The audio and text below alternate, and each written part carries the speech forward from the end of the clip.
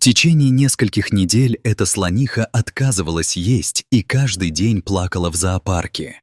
Ее смотрители были в замешательстве, и не было ничего, что могло бы объяснить эту внезапную перемену в ее поведении.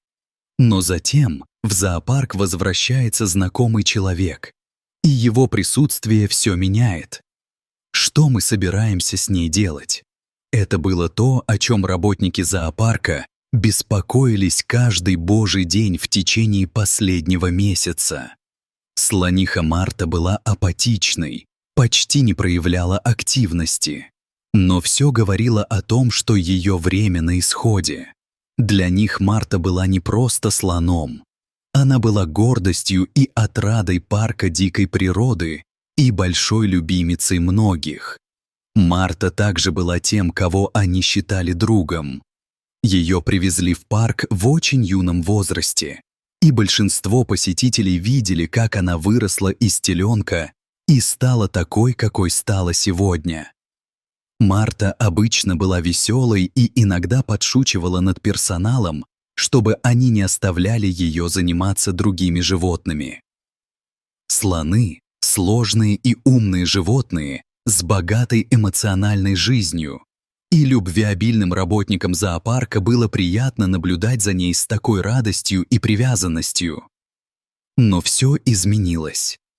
В большинстве случаев она отказывалась что-либо есть или пить и принималась за еду только после того, как ее несколько раз уговаривали. Это было в высшей степени необычно для животного, которое когда-то с жадностью поглощало все ее блюда. Выражение ее глаз часто выражало печаль и чувство утраты. Двое работников зоопарка также застали ее плачущей в неожиданное время и все еще пытались выяснить, что произошло. Они должны были что-то предпринять, иначе Марта в конце концов впала бы в глубокую депрессию, из которой никому не удалось бы ее вытащить. Последствия были бы ужасными. Возможно, она даже решила бы уединиться и уморить себя голодом. Опекуны смирились с тем, что у них не было всего необходимого, чтобы помочь ей выздороветь. Ее. В отчаянии менеджер обратился за помощью к старому другу по имени Алекси. Каждый день подводил Марту все ближе к краю пропасти, и он не знал никого, кто мог бы оказать Марте необходимую поддержку. Друг согласился приехать, и через 2 дня он прибыл в зоопарк. Он был профессионалом, имевшим опыт общения с дикой природой, особенно со слонами. К тому времени, когда он приехал, ситуация не изменилась ни на йоту. Марта все еще лежала в своем вольере, вялая. У нее совершенно отсутствовал аппетит. «Марта, это я», — сказал Алексей, медленно приближаясь к слонихе. «Почему ты доставляешь им столько хлопот?» — он спросил еще раз. Марта навострила уши и немедленно повернула голову в сторону источника звука. Отказ от еды ослабил ее, но тем не менее она вскочила на ноги и начала медленно приближаться к нему. Это был тот человек, которого она ждала. Когда она подошла к нему, Алексей невольно вспомнил, как он впервые встретился с Мартой. Марте был год, когда ее привезли в парк дикой природы. Она была сиротой, и потеря мамы в столь юном возрасте сделала Марту немного застенчивой и робкого десятка. Она не стремилась к сближению с кем-либо из своих опекунов и часто избегала общения с людьми, которые, по ее мнению, были ответственны за исчезновение ее матери. Как раз в тот момент, когда она пыталась приспособиться к своему новому окружению, парк решил протянуть ей новую руку помощи. Это был 23-летний Алекси. Его только что приняли на работу в качестве волонтера, но он не планировал оставаться им надолго. Забота о животных была тем, что Алекси всегда представлял себе в качестве своего занятия. Но в то время как Алекси был рад работать со всеми видами животных, У него был большой интерес к работе по сохранению дикой природы. Он всегда читал и смотрел о борьбе за то, чтобы эти животные продолжали существовать в нашем постоянно меняющемся мире. Он хотел бороться за этих животных, у которых не было собственного голоса, и хотел оставить свой след в этом мире. Получить возможность поработать волонтером в парке дикой природы было воплощением его мечты. Это была его первая работа, и он надеялся, что вскоре проявит себя как ценный работник и, возможно, получит возможность работать в парке на полную ставку. Вскоре после того, как Алексея приняли в команду, он был назначен помощником смотрителя. Там ему рассказали о Марте и о том, как сотрудники парка боролись за то, чтобы она вышла из своего укрытия с тех пор, как ее привезли сюда. Мать Марты была убита браконьерами, и в столь юном возрасте она пережила психологическую травму. Цель их команды состояла в том, чтобы помочь Марте почувствовать себя в безопасности в новом окружении и заставить ее довериться опекунам и сблизиться с ними.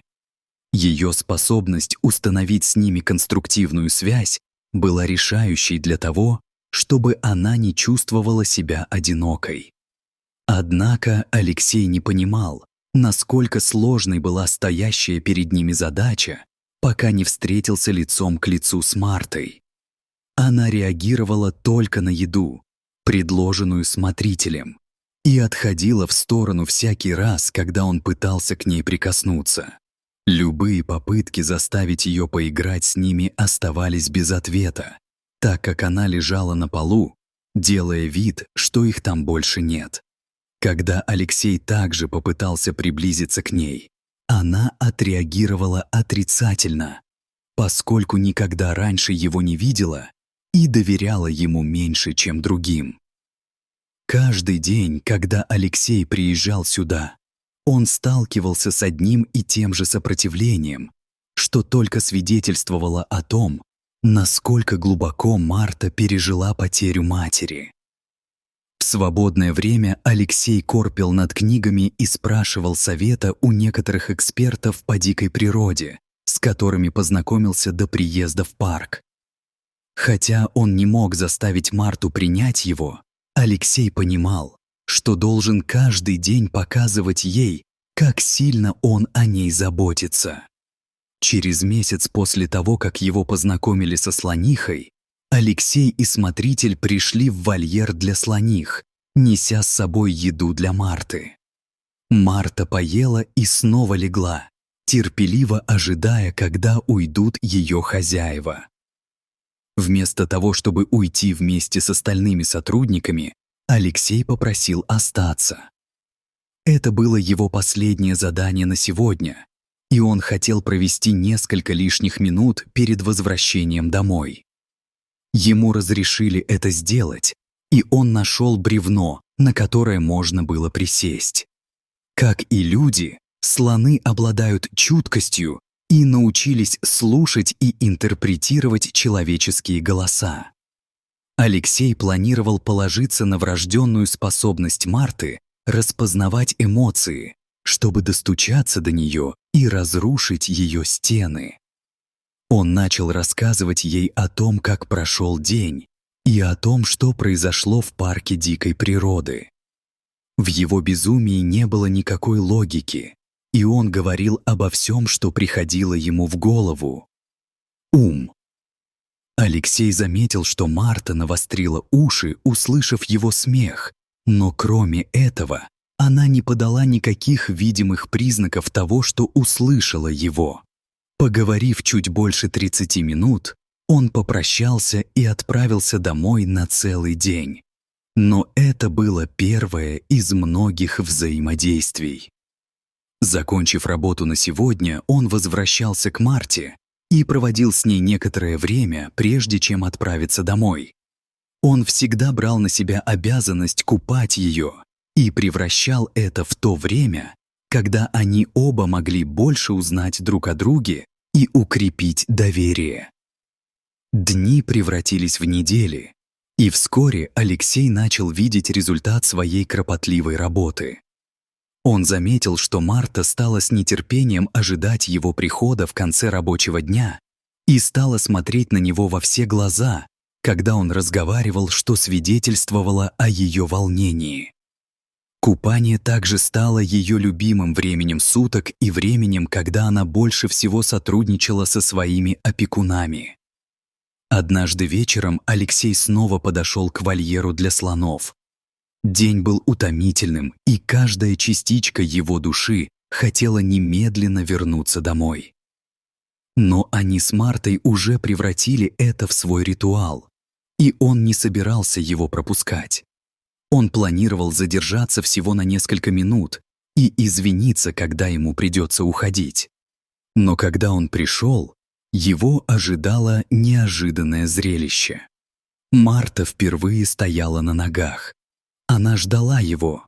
Когда он вошел и сел, она осторожно приблизилась к нему и выслушала его рассказ о том, как прошел день, и о том, как он был удивлен переменами в ней. Однако вскоре ему пришло время уходить, но прежде чем он успел развернуться и уйти, Марта обхватила его за руку своим чемоданом и потянула за собой. Глядя на нее сверху вниз, Алексей не смог сдержать широкой улыбки, расплывшейся по его лицу. Прошло почти 3 месяца с тех пор, как они познакомились, но это был первый раз, когда она прикоснулась к кому-либо, и ему было стыдно осознавать, что он был первым, кто завоевал ее доверие и привязанность. Усталость, которую он чувствовал, уступила место радости, когда он опустился на колени, чтобы погладить ее. На этот раз Марта не стала уклоняться от него и отпускать его руку, так как знала, что он больше не уйдет. Когда Алексей сообщил о случившемся менеджеру и своему начальнику, никто ему не поверил, пока не увидел это своими глазами. Как только он произнес ее имя, Марта бросилась к нему. Когда он наклонился, чтобы погладить слоненка, она прижалась к нему, выражая привязанность и неподдельное счастье, которых не проявляла уже долгое время. Видя крепнущую связь между Алексеем и Мартой, руководство парка решило назначить его главным опекуном слоненка и выделило ему в помощь несколько помощников. С помощью Алексея Марта стала веселее и больше не сопротивлялась, когда сотрудники пытались ее погладить. Она играла с ними и часто использовала свои плавки, чтобы ограничить их движение, вызывая всеобщий смех. Однако, несмотря на то, что она была дружелюбна с другими сотрудниками, она так и не смогла по-настоящему привязаться ни к кому, кроме Алексея. Для Марты он был ее первым другом и тем, кто спас ее, когда она постепенно погружалась в одиночество. Моменты, которые они проводили наедине в конце рабочего дня, доставляли ей столько радости. Способность Алексея находить общий язык с Мартой привлекла к нему внимание, и вскоре другие парки дикой природы и заказники, в которых содержатся трудные животные, стали обращаться к нему за помощью. Это было ошеломляюще, но он был благодарен за возможность полностью реализовать свою давнюю мечту. Всякий раз, когда он был свободен от работы, он консультировал другие центры и начал узнавать больше об улучшении поведения животных и о том, как помочь им лучше общаться со своими опекунами-людьми. Тем не менее, он сохранил свое положение в парке, и каким бы напряженным ни был его рабочий день, он всегда находил время для Марты и был рядом, чтобы укрепить отношения между ней и другими слонами, которые были спасены и доставлены в парк. По мере того, как Марта росла, Алексей рос вместе с ней и оставался рядом с ней в течение 30 лет. В свои 31 год почти все забыли о непростом прошлом Марты, а ее жизнерадостный характер и любовь к своим опекунам и посетителям сделали ее центром притяжения в парке и огромным источником счастья для многих. Теперь, когда ему исполнилось 53 года, Алексей добился большего, чем ожидал, и стал участником ключевых проектов, связанных с сохранением дикой природы.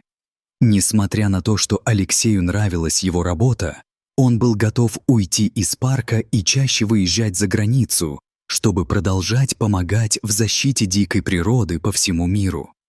Хотя у них с Мартой были прочные отношения, он также верил, что его помощники смогут продолжить его работу вместе с ней. Когда Алексей принял решение уйти, он начал сокращать количество времени, которое проводил с ней, надеясь, что это позволит ей отдалиться от него. Сотрудники парка были огорчены его уходом и попытались уговорить его остаться, но месяц спустя его заявление об уходе было принято, и ему разрешили уйти. Перед уходом он зашел в вольер попрощаться. Марта была рада его видеть и с большим интересом играла с ним. Алексею больше нравилось слушать то, что он хотел сказать. Не сумев привлечь ее внимание, он поиграл с ней и ушел, надеясь, что она не заметит его отсутствие. Но когда Марта обхватила его своим сундуком, Алексей понял, как сильно ошибался. Потеря близких людей может привести к тому, что слоны впадут в депрессию и откажутся от еды.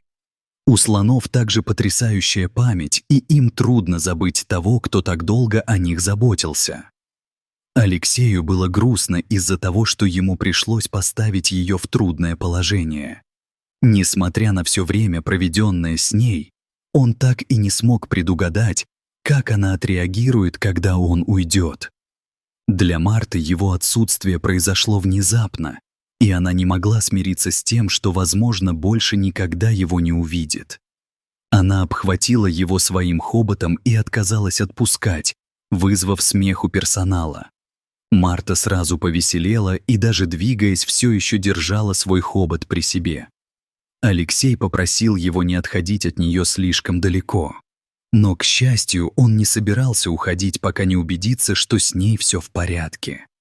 Когда пришло время кормить ее, Алексей снова взял инициативу в свои руки и предложил искупать ее. От счастья она брызгала водой из своего хобота, отчего Алексей со смехом убегал. В течение всего дня он оставался рядом с ней, пока не вернулся домой. С помощью Алексея Марта постепенно пришла в себя, и руководство парка предложило ему должность менеджера, чтобы он остался. На новой должности у него был гибкий график, но это позволило ему оставаться рядом с Алексеем. Марта, а также другие животные, с которыми он подружился за время работы смотрителем. Алексей согласился, и хотя он больше не был ее опекуном и не мог видеться с Мартой каждый день, он все равно находил для нее время. Вскоре у Марты появился собственный теленок, и первое, что она сделала, познакомила его с животными. Алексей. Было ясно, что гордая мама-слониха не только хотела похвастаться своим детенышем, но и хотела, чтобы у него установилась связь с тем же человеком, с которым у нее была крепкая связь. Что бы ни случилось, Марта никогда не собиралась забывать о доброте и привязанности, которые Алексей проявлял к ней, когда она больше всего в этом нуждалась, и была уверена в том, что в его лице обрела лучшего друга. Какая невероятная история! А вы бы вернулись за слоном, как Алексей? Поделитесь своими мыслями в комментариях и до встречи в следующем видео.